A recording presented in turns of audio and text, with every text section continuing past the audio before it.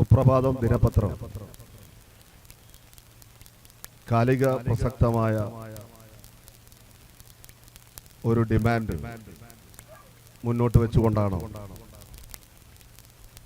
ഈ പദയാത്ര ആരംഭിച്ചിരിക്കുന്നത്. ഇന്ന് കോഴിക്കോട് ബീച്ചിൽ ഇന്നത്തെ സഭാമനം നടക്കുമ്പോൾ ഇതിൻ്റെ ചർച്ചകളിൽ പങ്കെടുക്കുന്ന ബഹുമാന്യായ excise inspector Biju Abraham, town police circle inspector P Jithesh, Kerala മദ്യനിരോധന സമിതി സംസ്ഥാന general secretary professor T M Raveendran, കോഴിക്കോട്ടെ പ്രസ് ക്ലബിൻ്റെ പ്രസിഡന്റ് ഇ പി മുഹമ്മദ്,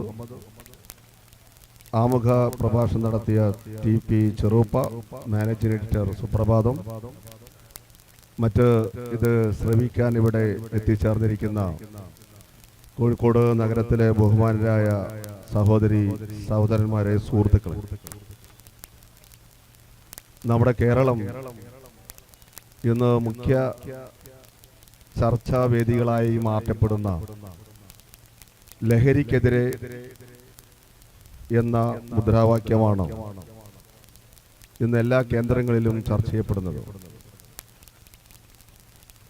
ഒരുപക്ഷെ ലോകം മുഴുവൻ ഈ ഒരു വിപത്തിനെ കുറിച്ചുള്ള ആശങ്കയും ഭയപ്പാടും നിലനിൽക്കുന്നു എന്ന സത്യം നമുക്കെല്ലാം അറിയാം.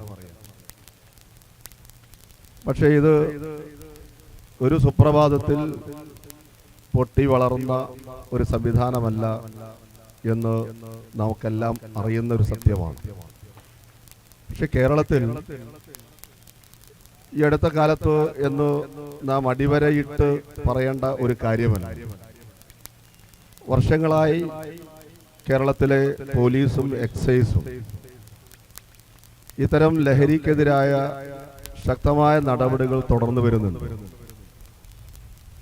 പക്ഷേ ആഗോള നയങ്ങളുടെ ഭാഗമായി എല്ലാ സംവിധാനവും ഇങ്ങോട്ട് വരുന്ന തരത്തിലേക്ക് തുറന്ന മാർക്കറ്റുകളായി നമ്മുടെ രാജ്യത്തിൻ്റെ ചില കേന്ദ്രങ്ങൾ മാറിക്കൊണ്ടിരിക്കുന്നു. വലിയ രൂക്ഷമായ തരത്തിൽ ഇപ്പോൾ ചർച്ച ചെയ്യപ്പെടുന്ന ഒരു കാലഘട്ടത്തിലാണ് ചില വാർത്തകൾ പുറത്തേക്ക് വരുന്നത്. ഗുജറാത്ത് സംസ്ഥാനം മദ്യനിരോധനം നടത്തിയ സ്ഥാനമാണ്. ഇന്ത്യയിലെ ചില സംസ്ഥാനങ്ങളെല്ലാം മദ്യനിരോധനം നിയമം മൂലം നടപ്പാക്കിയിട്ടുണ്ട്.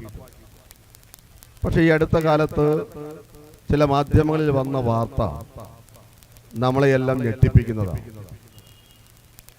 കോടിക്കണക്കിന് രൂപയുടെ രാസലഹരി വിദേശ രാജ്യങ്ങളിൽ നിന്ന് തുറമുഖം വഴി ഇറക്കുന്ന ഒരു ഹബ്ബായി ഗുജറാത്ത് മാറിയിരിക്കുന്നു എന്ന ഒരു വാർത്ത ഈ അടുത്ത ദിവസങ്ങളിലായി നമ്മുടെ മുമ്പിൽ വന്നു. അപ്പോൾ സ്വാഭാവികമായി നാം ഈ കാര്യങ്ങളെല്ലാം ചർച്ച ചെയ്യപ്പെടുമ്പോൾ 90-കൾക്ക് മുമ്പുണ്ടായിരുന്ന സാമൂഹ്യ അന്തരീക്ഷവും 90-കൾക്ക് ശേഷമുള്ള സാമൂഹ്യ അന്തരീക്ഷവും നാം വിശകലനം ചെയ്യുന്നത് നല്ലതാണ്. ആ വിശകലനം എത്തിപ്പെടുന്നത് സാമ്പത്തിക നേട്ടത്തിന് വേണ്ടി എല്ലാ തരത്തിലുമുള്ള ചൂഷണം നടത്താനും എല്ലാ വിധത്തിലുമുള്ള സാമ്പത്തിക സമാഹരണത്തിന് വേദിയൊരുക്കുന്ന ഏത് മാർഗവും സ്വീകരിക്കാവുന്ന തരത്തിലേക്ക് മനുഷ്യ സമൂഹം മാറി എന്നുള്ളതാണ് ഒരു യാഥാർത്ഥ്യം. 90-കൾക്ക് മുമ്പ് നമ്മുടെ കേരളം ഉൾപ്പെടെയുള്ള നമ്മുടെ നഗരം ഉൾപ്പെടെ നമ്മുടെ നാട്ടിലുണ്ടായിരുന്ന സൗഹാർദ്ദവും സ്നേഹവും അതിനൊരു പ്രത്യേക മുഖമുണ്ട്. അപ്പോൾ നമ്മളൊക്കെ ജീവിക്കപ്പെടുന്ന പ്രദേശങ്ങളിൽ 90-കൾക്ക് മുമ്പുണ്ടായിരുന്ന അന്തരീക്ഷമല്ല ഇന്നുള്ളത് എന്ന് ഞാനിത് പറയുമ്പം ഇത് കേൾക്കുന്ന നിങ്ങൾക്ക് ഓരോരുത്തരുടെയും മനസ്സിൽ കടന്നു വരും. നമ്മുടെ ചെറുപ്പകാലം, നമ്മുടെ യൗവനകാലം, ഇപ്പോൾ നിലനിൽക്കുന്ന സാമൂഹ്യ അന്തരീക്ഷം, ഇതെല്ലാം കൂട്ടി വായിക്കുമ്പോൾ നമുക്ക് ബോധ്യപ്പെടുന്നൊരു സത്യമുണ്ട്. സമ്പത്ത് ഉണ്ടാക്കുന്നതിന് വേണ്ടി ശ്രമം നടത്തുമ്പോൾ നമുക്ക് നഷ്ടപ്പെടുന്നത് നമ്മുടെ ജീവിതം തന്നെയാണ്. നമ്മുടെ ജീവിതത്തെ നഷ്ടപ്പെടുത്തിക്കൊണ്ടാണ് നാം നേടുന്ന എല്ലാ സൗഭാഗ്യങ്ങളും എന്ന് ആ യാഥാർത്ഥ്യം നമുക്ക് ബോധ്യമാവണം.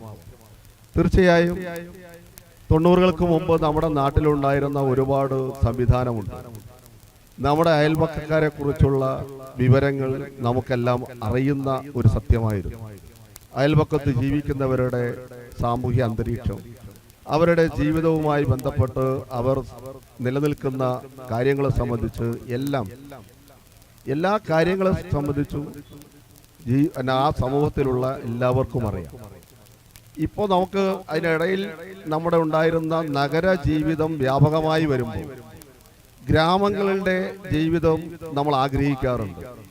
പക്ഷേ കേരളം എന്ന് പറയുന്ന നമ്മുടെ സംസ്ഥാനം വളരെ വേഗത്തിൽ നഗരവൽക്കരണം നടന്നുകൊണ്ടിരിക്കുന്ന ഒരു സംസ്ഥാനമാണ്. വളരെ വേഗത്തിലാണ്. അതിന്റെ വളർച്ച നമുക്ക് ഒരിക്കലും കാണാൻ കഴിയാത്ത വളർച്ചയിലേക്കാണ് മുന്നോട്ട് പോകുന്നത്. ആ നഗരവൽക്കരണത്തിന്റെ വ്യാപനം നമ്മുടെ ജീവിതത്തെ ആകെ മാറ്റിമറിച്ചുകൊണ്ടിരിക്കുക. ഞാൻ പറഞ്ഞു വരുന്നത്, പണം ഉണ്ടാക്കുന്നതിന് വേണ്ടിയുള്ള സമ്പത്ത് ഇപ്പോ നമ്മുടെ മുമ്പിലുള്ള സാമൂഹ്യ മണ്ഡലത്തിലെല്ലാം പണമുള്ളവനുണ്ടാകുന്ന അംഗീകാരവും സമ്പത്തുള്ളവന്റെ മുന്നിലുണ്ടാകുന്ന അംഗീകാരവും പണമില്ലാത്തവന് ഒരു അംഗീകാരമില്ലാത്ത ഒരു അസന്തുലിതാവസ്ഥ നമ്മുടെ സമൂഹത്തിൽ ഇപ്പോൾ നടന്നു വരിക. അപ്പോൾ ആ നില തുടർന്നു കൊണ്ടിരിക്കുമ്പോൾ ഏത് വിധേനയും പണമുണ്ടാക്കണമെന്ന ആഗ്രഹം ഓരോ മനുഷ്യന്റെയും മനസ്സിൽ കടന്നു വരുന്നു. ഇത് സ്വാഭാവികമായി ലഹരിയുടെ വലിയ വ്യാപനം, അത് വിൽപ്പനയായിക്കോട്ടെ, ഉപയോഗിച്ചവർ പിന്നീട് വിൽപ്പനക്കാരായി മാറുകയാണ്. പല കേസുകളും വരുന്നത് അങ്ങനെയാണ്. ഇവിടെ ആമുഖ പ്രഭാഷണത്തിൽ പറഞ്ഞു, താമരശ്ശേരിയിൽ ഉമ്മയെ വെട്ടിക്കൊന്ന അനുഭവം, സ്വന്തം ഭാര്യയെ വീട്ടിൽ വന്ന് ഞാൻ വൈകുന്നേരം വരുമ്പോൾ മാറ്റി നിൽക്കണം, ഞാൻ കൂട്ടിക്കൊണ്ടുപോകും എന്ന് പറഞ്ഞ ഭർത്താവ് തിരിച്ചു വരുന്നത് 2 കത്തി കയ്യിൽ വെച്ചുകൊണ്ടാണ്. ആ 2 കത്തി കയ്യിൽ വെച്ച് 2 കത്തി കൊണ്ടും ഭാര്യയെ ആക്രമിക്കുന്ന ഒരു പ്രവണത. തടുക്കാൻ ചെന്ന ഭാര്യയുടെ ഉപ്പയെയും ഉമ്മയെയും ആക്രമിച്ചു. ഇവിടെ ആമുഖ പ്രഭാഷണത്തിൽ പറഞ്ഞതുപോലെ തന്നെയാണ്, യാതൊരു മാനസിക സംഘർഷവും ആ അക്രമിക്ക് ഉണ്ടായില്ല എന്ന യാഥാർത്ഥ്യം നമുക്കറിയാം. അതിന് തൊട്ടു മുമ്പത്തെ ആഴ്ചയിലാണ് കേരളത്തിൽ ഒരു കുടുംബത്തിലെ ഒട്ടുമിക്ക ആളുകളെയും വെട്ടിക്കൊല്ലുന്ന ഒരു സാഹചര്യം ഒരു ചെറുപ്പക്കാരിൽ നിന്നുണ്ടായത്. സ്വാഭാവികമായി നമ്മുടെ സാമൂഹ്യ അന്തരീക്ഷത്തിൽ നമുക്ക് നഷ്ടപ്പെട്ട മൂല്യം തിരിച്ചു പിടിക്കുക എന്നതല്ല അപ്പുറത്തേക്ക് ഈ സംവിധാനത്തിനെതിരെ പോരാടാൻ ഭരണാധികാരികളുടെ ഭാഗത്തുനിന്നുണ്ടാകുന്ന ശക്തമായ നടപടിയോടൊപ്പം തന്നെ സാമൂഹ്യ അന്തരീക്ഷത്തിൽ നാം ഓരോരുത്തർക്കും ചെയ്യാൻ പറ്റുന്ന ഒരു സാഹചര്യമുണ്ട്. കോഴിക്കോട് നഗരത്തിലെ വിവിധ കേന്ദ്രങ്ങൾ നാം പരിശോധിച്ചാൽ പലപ്പോഴും നമ്മളെയൊക്കെ ഞെട്ടിക്കുന്ന അനുഭവങ്ങളാണ് ചില കേന്ദ്രങ്ങളിൽ ഉണ്ടാകുന്നത്.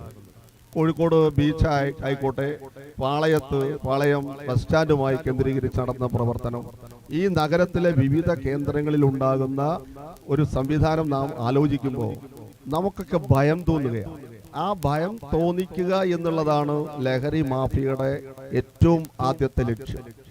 ആ ലക്ഷ്യം അവർ നിറവേറ്റി കഴിഞ്ഞു. ഇപ്പോൾ നമ്മുടെ ചെറുപ്പക്കാരെ സംബന്ധിച്ച് നമ്മുടെ സമൂഹത്തിൽ നല്ലത് വരണമെന്ന് ആഗ്രഹിക്കുന്ന ആളുകൾക്ക് പോലും അതിനെതിരെ പ്രതികരിക്കാൻ, ഈ ലഹരി മാഫിയക്കെതിരെ പ്രതികരിക്കാനുള്ള ശേഷിയിൽ നിന്ന് അവർ പിറകോട്ട് പോകുന്ന ഒരു സാഹചര്യം ഇന്ന് നമ്മുടെ നാട്ടിലെല്ലാ കേന്ദ്രങ്ങളിലുമുണ്ട്. ഒരു സംഭവം നടന്നാൽ അല്ലെങ്കിൽ ഏതെങ്കിലും തരത്തിൽ സാമൂഹ്യ വിരുദ്ധ പ്രവർത്തനം നടക്കുമ്പോൾ ആ നടക്കുന്ന സമയത്ത് അതിനെ പ്രതികരിക്കാനുള്ള ശേഷിയിലേക്ക് നാം വരുന്നില്ല എന്ന യാഥാർത്ഥ്യം നമുക്ക് വലിയ ഒരു ദുരനുഭവമായി ഇപ്പൊ മാറിക്കൊണ്ടിരിക്കുകയാണ്. തീർച്ചയായും ഇത് നാടിന്റെ വിപത്ത് തന്നെയാണ്.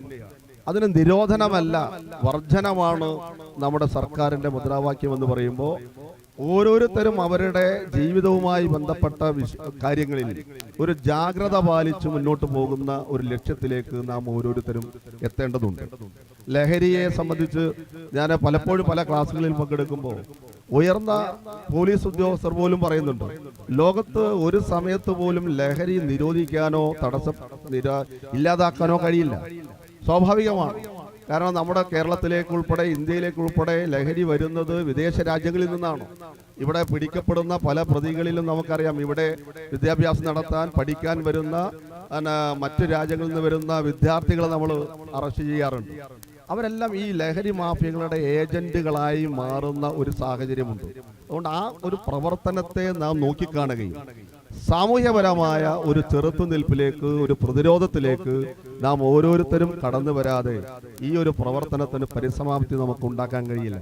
നമ്മുടെ എല്ലാ വീടുകളിലുമുള്ള നമ്മുടെ കുട്ടികൾ, എനിക്ക് തോന്നുന്നു ഇപ്പോൾ ഈ അടുത്ത കാലത്താണ് വെള്ളിമാടുകുന്ന് കോവൂർ റോഡിൽ ജനങ്ങൾ ഇറങ്ങി അവിടെ രാത്രികാലങ്ങളിൽ തുറന്ന് പ്രവർത്തിക്കുന്ന ചില കച്ചവട സ്ഥാപനങ്ങളോട് നിങ്ങൾ ഇത്ര നേരം വൈകി തുറക്കരുത്, ഇവിടെ ഇതിൻ്റെ ഒരു ഹബ്ബായി മാറുന്നു എന്ന് ജനങ്ങൾ അവസാനം ഇറങ്ങേണ്ടി വന്നു. പക്ഷെ അങ്ങനെ ഇറങ്ങുമ്പോഴും അവിടെ ചില സംഘർഷങ്ങൾ ഉണ്ടാകുന്നു, ചില സംവിധാനങ്ങളോട് പൊരുത്തപ്പെട്ടു പോകാൻ കഴിയാത്ത സാഹചര്യം ഉണ്ടാകുന്നു. അവിടെ ചെറുപ്പക്കാരായ വിദ്യാർത്ഥികൾ കൂട്ടം കൂട്ടമായി വന്ന് തമ്പടിക്കുന്നു. ചില കേന്ദ്രങ്ങളിൽ അവരുടെ തമ്പടിക്കൽ കൂടുതലായി വരുന്ന ഒരു സാഹചര്യം ഉണ്ടാകുന്നു. ഇതെല്ലാം നഗരവൽക്കരണത്തിന്റെ ഭാഗമായി വരുന്ന കാര്യമാണ് എന്ന് ഒരു നോർമലായി പറഞ്ഞു പോകേണ്ട കാര്യമല്ല. ഇതിനെല്ലാം വളരെ കൃത്യമായി നേരിടാനും അതിന് നിയമപരമായ ഒരു ശക്തമായ പിന്തുണ അധികാരിയുടെ ഭാഗത്ത് ഉണ്ടാകുമ്പോഴാണ് വളരെ ശക്തമായി നമുക്ക് ഈ കേരളത്തെ ലഹരി മുക്തമായ ഒരു കേരളം സൃഷ്ടിക്കപ്പെടുന്നതിന് വേണ്ടി നമ്മുടെ വരും തലമുറയെയെങ്കിലും നമുക്ക് സംരക്ഷിക്കാൻ കഴിയുന്ന ഒരു സാഹചര്യം ഉണ്ടാവണം. ഞാനൊരു കേസുമായി എൻ്റെ ഒരു അനുഭവം പറയും. MDMA ബന്ധപ്പെട്ടുകൊണ്ട് എക്സൈസ് ACയെ കാണാനിടയായി. ഈ കഴിഞ്ഞ ഒരു 4-5 മാസങ്ങൾക്ക് മുമ്പാണ്. അദ്ദേഹം വളരെ വ്യക്തമായി സൂചിപ്പിച്ചു, പല ഘട്ടങ്ങളിലായി വരുന്ന ചില സംവിധാനമുണ്ട്. MDMA എന്ന് പറയുന്ന ഒരു വസ്തു, ലഹരി വസ്തു, വസ്തുവിനെ പിടിച്ചാൽ, അത് പിടിച്ചു കഴിഞ്ഞാൽ അതിന് ശിക്ഷ നൽകപ്പെടുന്നതിന് നിയമമുണ്ട്. അത് ഇത്ര ഗ്രാമിന് കൂടുതലായി മാത്രമേ അതിന് കടുത്ത ശിക്ഷ നൽകാൻ കഴിയൂ. അതിന് കുറഞ്ഞ ശതമാനമാണ് അതിന്റെ ലഹരിയുടെ തോത് എങ്കിൽ അതിന്റെ ശിക്ഷ കുറയും. അപ്പൊ ആ നിലയിലേക്ക് നിയമത്തിന്റെ സംവിധാനത്തിലേക്ക് ചില മാറ്റങ്ങൾ ഉണ്ടാകുക കൂടി വരേണ്ടതുണ്ട്.